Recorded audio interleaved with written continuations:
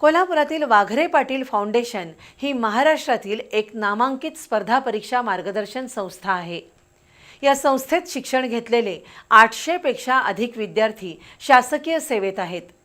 स्पर्धा परीक्षा मार्गदर्शनासह सामाजिक भान जोपासण्याचं काम वाघरे पाटील संस्थेने केले। सामाजिक परंपरा जोपासणाऱ्या वाघरे पाटील फाउंडेशनचा 10वा वर्धापन दिन विविध उपक्रमांनी पार पडला। त्यातून व्याख्यान, रक्तदान शिबिर, अनाथांना मदत असे उपक्रम राबवण्यात आले। पोलीस भरती, सैन्य दल, स्टाफ सिलेक्शन आणि इतर स्पर्धा परीक्षांसाठी मार्गदर्शन करणारी संस्था म्हणून कोल्हापुरातील वाघरे पाटील फाउंडेशनचा नावलौकिक आहे। या फाउंडेशनमध्ये शिक्षण घेतलेले 800 पेक्षा अधिक विद्यार्थी सरकारी सेवेत दाखल झालेत।